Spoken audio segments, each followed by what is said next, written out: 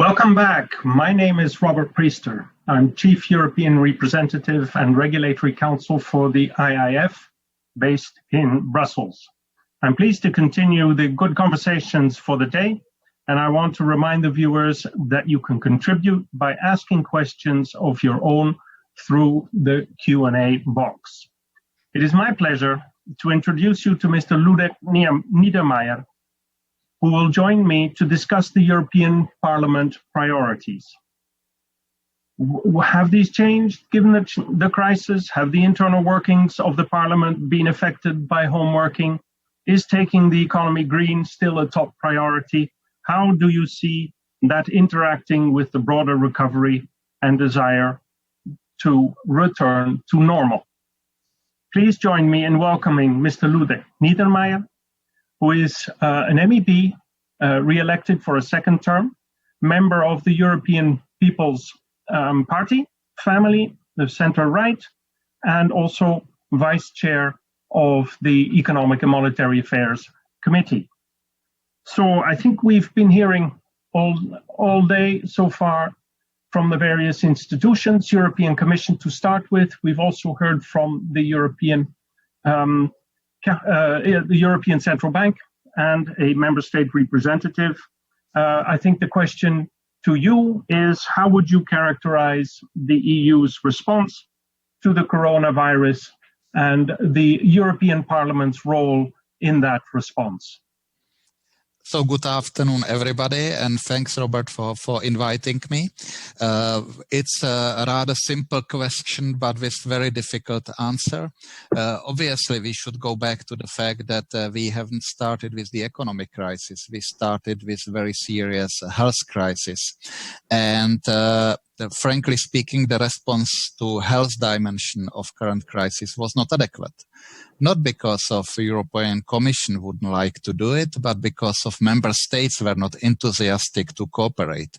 This is a painful lesson, and I hope that this lesson will be remembered, and next time we will be more smarter. On the economic front, I guess the reply is more positive. Response of European Commission, of European Union and European Commission was quick. Even it took just few days after mid of March, when the rules for state aid were relaxed to actually allow countries to be much more flexible. Then very quickly the readjustment of the budget took place, and now we are in very important debate about the fiscal response to coronavirus pandemic. So that means the role of European money. That is, I guess, very important. And again, we can learn from the past. We all know that fiscal response to 2008-2009 crisis in Europe was not adequate. As the consequence, it took us longer time to get over this crisis. And I guess now we understand a little bit better that we have just two options. Or together, we will pass this crisis with relatively low cost and relatively quickly, or together, it will take longer time and we will pay more. Thank you.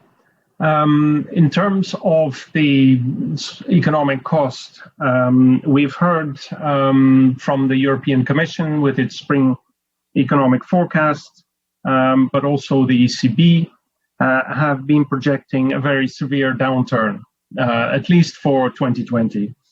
Against this backdrop, the European Parliament's resolution of last week sends out a strong signal, and it demands a much bigger recovery fund than what we gather has been under discussion through the media between the member states. Can you highlight the main features of the European Parliament's resolution? And what elements would you say commanded the solid majority within the entire Parliament for this resolution, or were there areas that were perhaps less well supported or more contentious? But first, the overall resolution. Mm-hmm. But maybe starting with what you said at the beginning, I guess it's fair to say, and now I'm going to my past career of the central bank. I was working in the central bank, I guess, 18 years. And I guess every economist must admit that we don't know. everything in Europe will be decided probably in the third or beginning of the fourth quarter.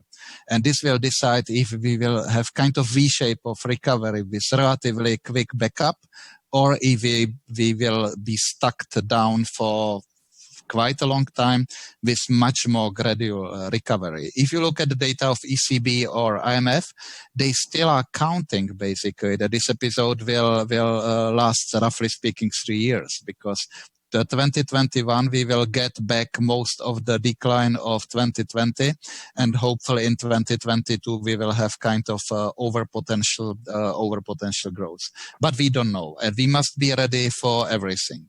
And I don't want to pretend that the European Parliament is anyhow smarter. I guess there were 3 features of our resolution. And the most different one is not the size, because we all know that the German-French proposal talk about 500 million of recovery fund, while the European Parliament talk about combined amount of 4 times more. But obviously, if we combine all European program together, then obviously with German-French fund, we will get close to this figure. So this is not the big difference. There were 2 differences. One is political. This is the matter if it's up to member states and commission to decide how to employ the money, or it will be basically part of ordinary budget. So that means that Parliament will have its say. So that means European citizens that are directly electing the MPs will have to some extent its own say.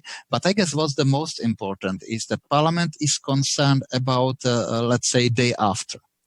Because there is a very small willingness of countries to put on the table new money.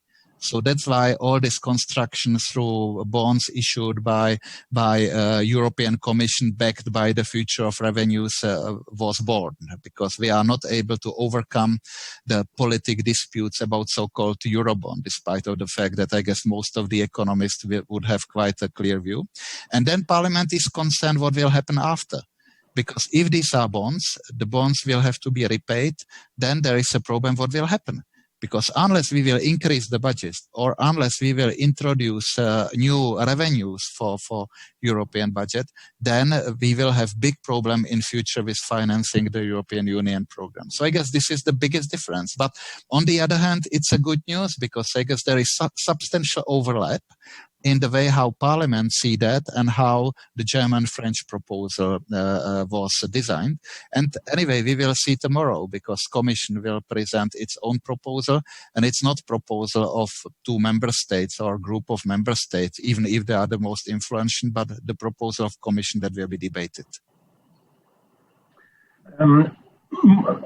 Regarding the Commission's plans that are expected indeed tomorrow, there is indeed the German-French initiative already, and I think that probably cuts across some of the elements in the European Parliament's resolution, and should serve as inspiration for the Commission plan. But we'll have to wait till tomorrow for that one.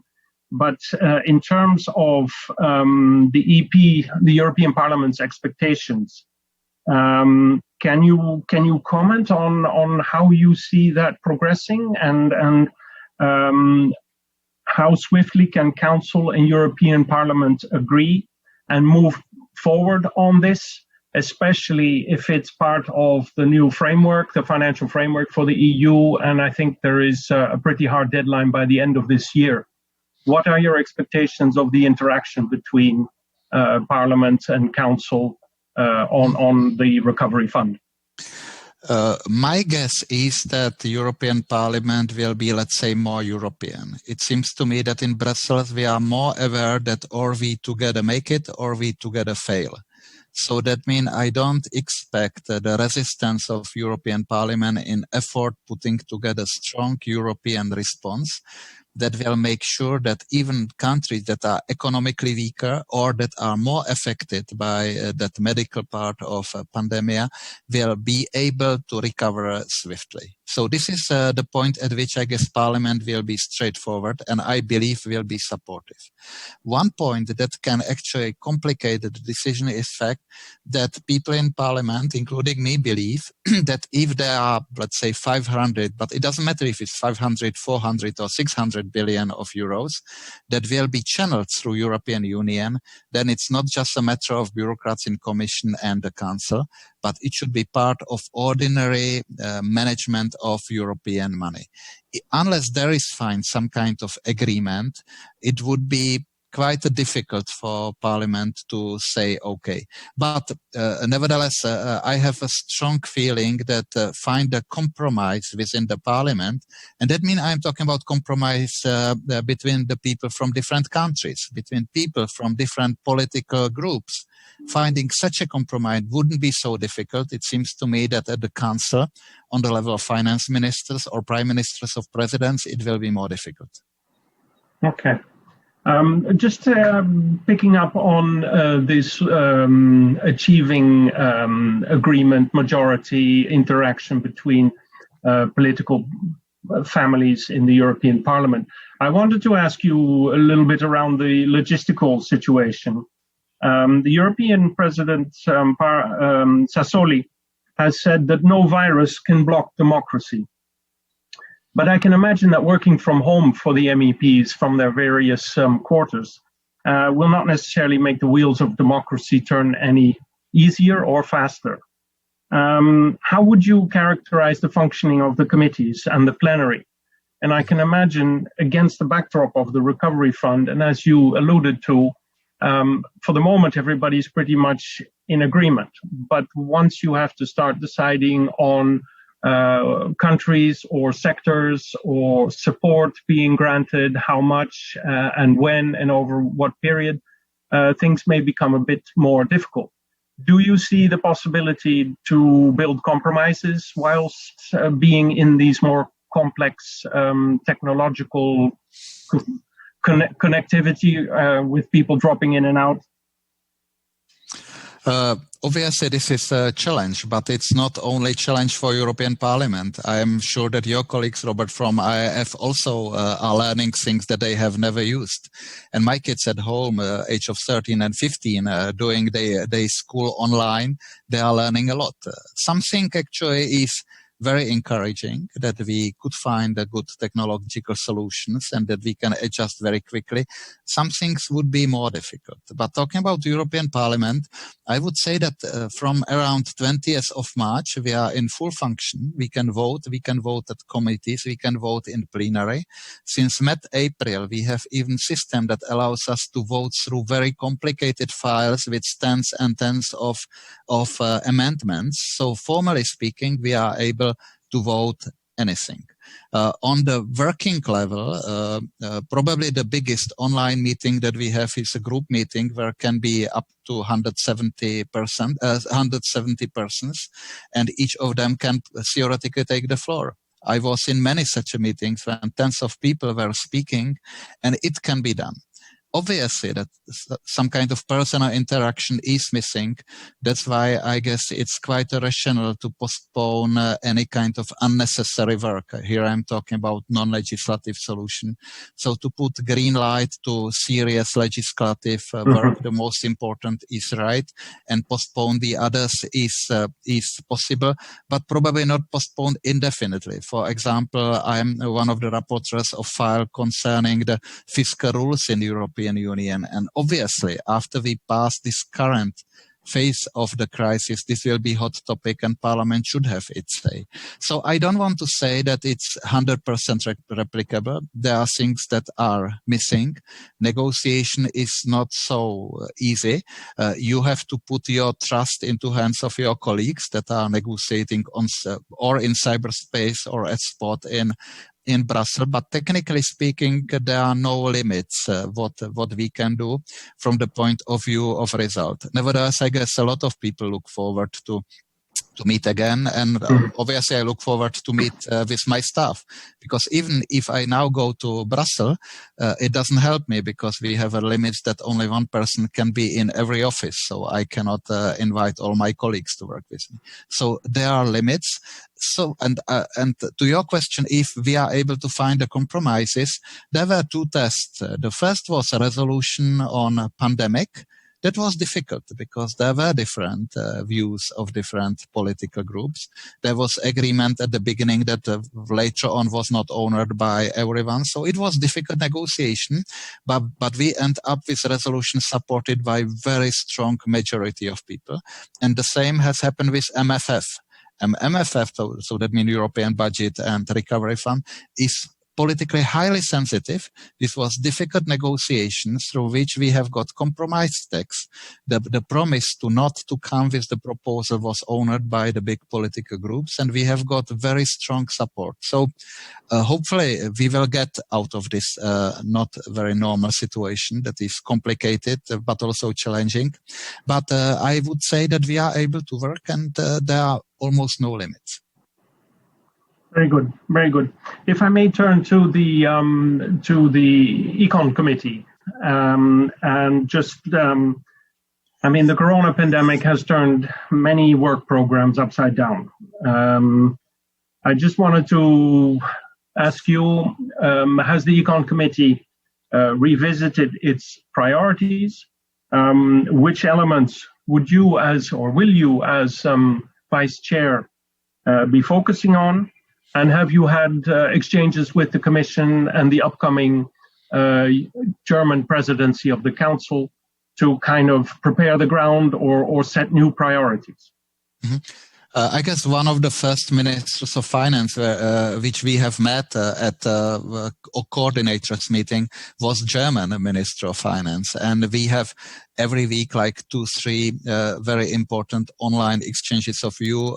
Just yesterday with Commissioner Vestager, before that from Finance Minister of France, and so on. So I guess that Econ is rather now collecting the information and asking the question and providing the opinion, but we are far away from forming kind of post-crisis program, in my view.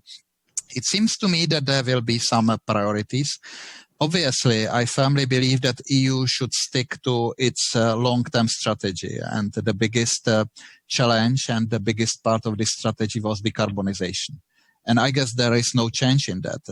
And it's logical. We are talking about projects that will take many decades, and now we are facing very serious crisis that maybe with some luck in 3 years is over. So we should stick to this target. So that's why Econ was not probably the center of new agenda in European Parliament. It was rather ENVI. But I guess we have some very important parts that will probably increase the importance. You know, probably, Robert, that I was working quite a lot in the area of tax avoidance, tax reform, anti-money laundering, and etc. And I guess now this is a very important priority, and a priority that will even be more pressing one. Just imagine that now taxpayers are putting a lot of money to support the businesses, including the big businesses.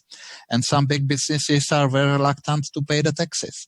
So I guess this is very important. Also, the tolerance for money laundering, from shifting money from one place to the other because they are all proceeds of criminal activities or they shouldn't be taxed. This is not acceptable. Then, obviously, after the crisis, the fiscal situation in Europe will change, and we will see what it means. In my view, if we make a good agreement on MFF, if we put together the recovery fund, then I believe, like someone who was speaking just in previous panel, that this can form some kind of systemic way how Europe will react to huge crisis. Mm-hmm. And this will have implication to fiscal policy also. So I guess that fiscal front will be revisited after the crisis. And then we have many leftovers. One of them is completion of banking union. I personally consider it as a very important capital market union and the others. So I guess we will have quite a rich agenda. Very good. Good to hear that some of the earlier programs and priorities remain. I wanted to pick up on your comment regarding the anti-money laundering agenda. And you no doubt are aware that the European Commission has issued its action plan. You've always taken a very strong interest in this area. Does the action plan meet your expectations? Are there areas that you see need to be reinforced? Certainly from the industry point of view, we are very keen for this process to be made more effective and efficient, including through improved data sharing across borders. So what is your preliminary view of the action plan? Quite a positive, I must say. I spent quite a big part of my time in previous term in working in different tax reports, and it seems to me that the Commission plan is using a lot of recommendation that we put into the report. First of all, we should really focus on enforcement, because sometimes we are good in generating new regulations, new rules, without implementing existing, and this must be change. I guess for industry, this would be very important if we will have more unique across the board application of conditions. So that means shifting to direct EU legislation, assuring that the same law will be valid in many countries, in all countries across the EU. Last not least, kind of supervision or high-level coordination of anti-money laundering supervision will be also helpful. Also securing for the industry that the same rules will be valid in different places and will be also enforced similarly. So I can see that positive, and I hope it will be quick. Commission should come with first initiative first quarter next year, and I hope we will briskly move forward. As I said, after the crisis, very likely we will emerge with very high debts, with quite a big economic problems to overcome necessary financial fiscal support for the economy. Tolerance for losing money through money laundering, tax evasion will be very low, so we should respond. On the point of tax evasion, I've got a question from one of the viewers, and I just wanted to, it links into just the previous set of questions that we were talking about, recovery fund and sort of own resources for the EU into the budget. And what do you see there as a possibility? What is the chance of getting own resources for the European Union? I guess in my view, this is the winning option, because we have three options. The first, there will be more budget contributions to EU budget, I mean from member states. This is extremely unpopular. I know why. The second is that we will be just shrinking the budget to be able to repay the debts from recovery fund, if it will be done this way. That is very unfortunate. Parliament will never accept it, and I guess this would be really bad for Europeans to cut even existing mini budget. We should know that European budget is 1 percentage point of European Union. National budget are 30-40% of GDP. EU budget, USA budget, depending if you look at revenues or expenditures, 15-20% of GDP. So we cannot make mini budget even smaller.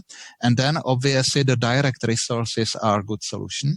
And this would be good to mix creation of such a resources with the measures that will all lead us to right way.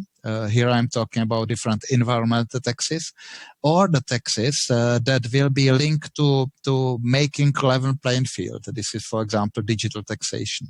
So this should not be also only about money. This should be also good interaction with the economy and taxing the things that should be taxed, and reducing kind of disequilibrium or disadvantages if it exists. So I guess this is the most obvious direction.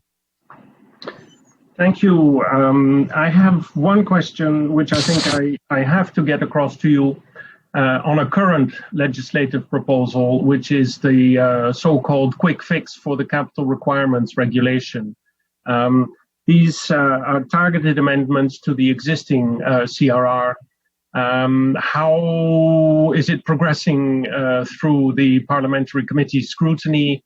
And what chances do you see that this will indeed be swift and quick and can be adopted with council hopefully this month and published next month so that it would still be applicable for the next reporting period? Good you ask me, because just before I log in, I was looking at the amendments.